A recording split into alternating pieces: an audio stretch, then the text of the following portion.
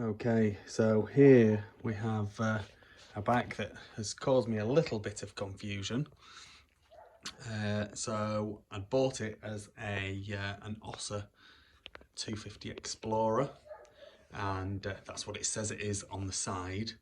But when I've checked the VIN number, well, when I say the VIN number, at this age they weren't stamped on the frames at all. So it wasn't until later that they were stamped. You go off the engine. There used to be a sticker on the frame, which would have had the VIN number on, but that sticker goes missing, and obviously has done on this one. So you go off the engine number, which is down there, and the engine number brings this up as an Ossa Mar. So Mick Andrews replica trials bike, and they're a lot more sort of a desirable bike, really, I would say. And I believe that the Mar and the Explorer shared the same frame. It was just like the swing arm was a difference. So I'm 99% certain that this is a Mar 72 or 73 Mar 250, which makes a lot more sense to me. Now, it's not going to run. There's quite a few reasons it's not going to run. Like the controls and stuff like that aren't connected, and the throttle cable is incomplete and stuff like that.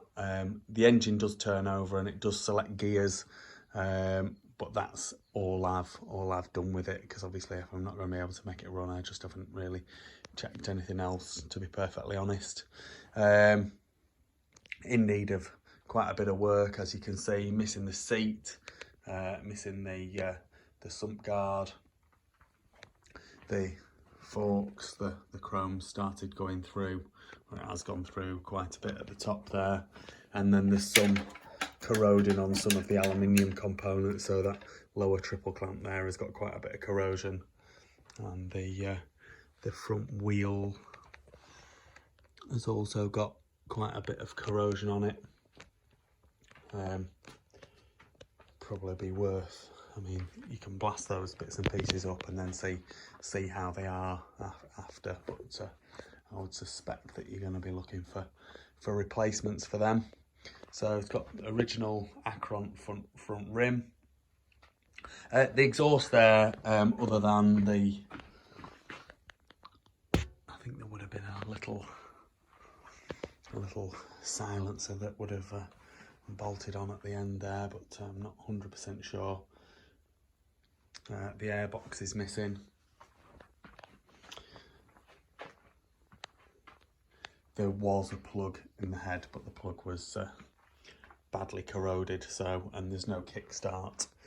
Someone's welded a kickstart on at some point and then broken it off. So to turn it over, I'm putting it in gear and then spinning the rear wheel, which I'll demonstrate for you shortly. There's a bit more of that corrosion on the front wheel there. The front hub looks to be in decent condition, and the brake plate looks to be in decent condition. There looks to be a missing front brake arm, so I'm going to need to source one of those. There are parts available for these, you can find them. And quite a desirable bike the Mar is, I would say. Nice in classic trials, twin shock trials.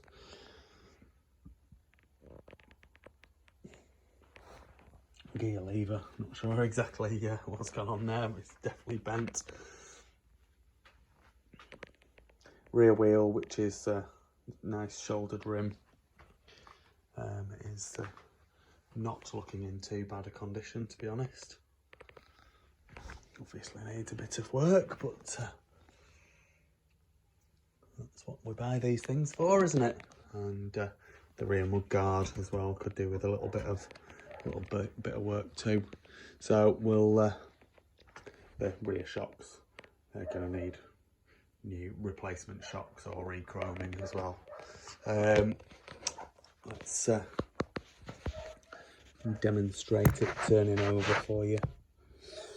So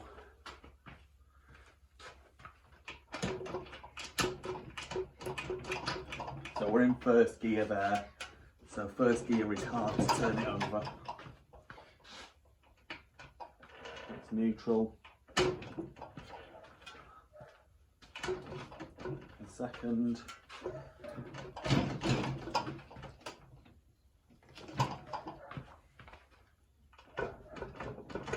Third. Fourth. And fifth. It's been a 5-speed box. There we go. She's turning over. You can hear the piston going up and down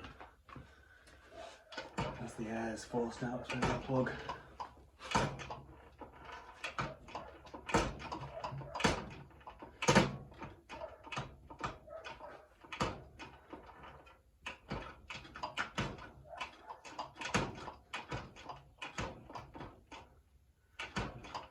The most positive of gear changes.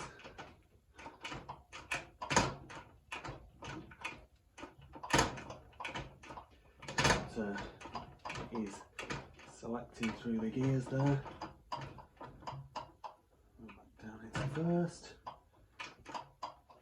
and neutral. So there we have it. One 1972 or 73 Ossa Mar 250 restoration project, as you would expect. We'll get some pictures of it and get it up on eBay for tonight. Please like this video and subscribe to my YouTube channel. Just search Phoenix Motos.